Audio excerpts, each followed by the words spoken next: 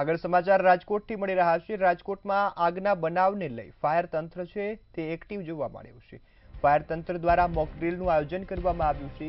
આગના બનાવો પહેલા જ ફાયર તંત્ર છે તે જે સૌથી મોટા રહેણાંક ઇમારતો છે તેમાં મેગા જે મોક ડ્રીલ છે તે યોજવામાં આવ્યું છે। મનપાના ફાયર વિભાગ દ્વારા મોક ડ્રીલનું આયોજન કરવામાં આવ્યું હતું અને લોકો સહિત જે માહિતી છે તે પહોંચાડવામાં આવી છે। 22 માળની સિલ્વર હાઇટ્સ બિલ્ડિંગ છે ત્યાં મોક ડ્રીલનું આયોજન કરાયું હતું, જેમાં ભીષણ આગ લાગવાની જે ઘટના છે તેની મોક ડ્રીલ છે તે યોજવામાં આવી હતી। ત્યારે આધુનિક સાધનો સાથે ફાયર વિભાગે આ મોક ડ્રીલ યોજી હતી।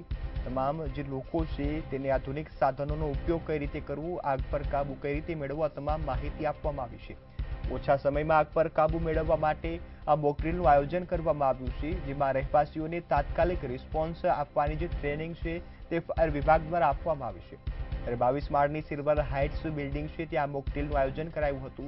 22 માળની બિલ્ડિંગમાં ભીષણ આગ લાગી હોવાની ઘટના હોય તે બાદ આ મોક ડ્રીલ છે યોજાય છે। ત્યારે કોઈ પણ ભવિષ્યમાં આગની ઘટના બને તો લોકો રહેવાસીઓ જે આગ પર કાબુ મેળવી શકે તે માટે આ મોક ડ્રીલ યોજાય છે, જેમાં તમામ લોકોને આ અંગે તાલીમ આપવામાં આવી છે।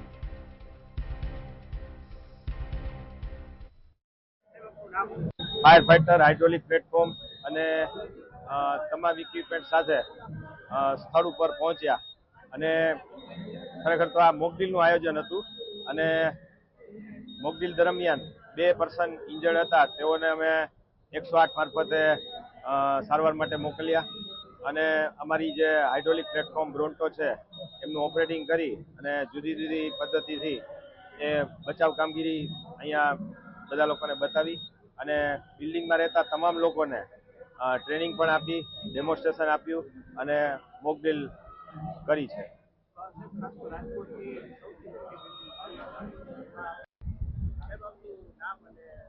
ઉપર આવેલી છે જે 22 મલ્ટી ફ્લોર બિલ્ડિંગ છે, ત્યાં રાજકોટ મ્યુનિસિપલ કોર્પોરેશન દ્વારા અને સોસાયટી દ્વારા એક ફાયર માટેનો ડેમો રાખવામાં આવ્યો હતો, જેમાં અદ્યતન સાધનો દ્વારા હાઈરાઇઝ બિલ્ડિંગમાં કઈ રીતે ફાયરને કંટ્રોલ કરી શકાય, લોકોને કઈ રીતે રેસ્ક્યુ કરી શકાય એની પ્રાઇમરી માહિતી પણ આપવામાં આવી અને સાથે સાથે ડેમો પણ કરવામાં આવ્યો। એટલે હાઈ રાઇઝ જે હાઈ ફ્લોર ઉપરથી લોકોને રેસ્ક્યુ કઈ રીતે કરી શકાય એ પણ ડેમો બધાએ જોયો। આ દરેક બાબતથી સોસાયટીના દરેક લોકોને એક ટ્રેનિંગ પણ આપવામાં આવી અને દરેક બાબતો બતાવવામાં પણ આવી। આ ખૂબ સારી વસ્તુ બની છે કે સોસાયટીનો એક એક વ્યક્તિ આજે કંઈક અલગ બાબત શીખો છે। જ્યારે ઇમરજન્સી કેસમાં અને ન કરે નારાયણ અને સોસાયટીમાં ક્યારેક આવી નાની મોટી ઘટના થાય તો શાંત ચિત્તે પહેલાં તો કઈ રીતે ફાયર ફાઇટરને ફોન કરવો, પ્રોપર એડ્રેસ કઈ રીતે આપવું અને ધારો કે કોઈ આવી ઘટના બની છે અને કોઈ વ્યક્તિ ઇન્જર્ડ થયો છે તેને રેસ્ક્યુ કઈ રીતે કરી શકાય એ પણ આજે ખૂબ જાણવા મળ્યું છે। આ ડેમો દ્વારા જુદી જુદી બધી બાબતો બતાવવામાં આવી છે અને લેટેસ્ટમાં લેટેસ્ટ જે સાધન છે જે હાઈરાઇઝ બિલ્ડિંગમાં જેને કંટ્રોલ કરી આગને કંટ્રોલ કરી શકાય એવા સાધનો દ્વારા ડેમો પણ જોવામાં આવ્યો, એ ખરેખર સારી બાબત છે।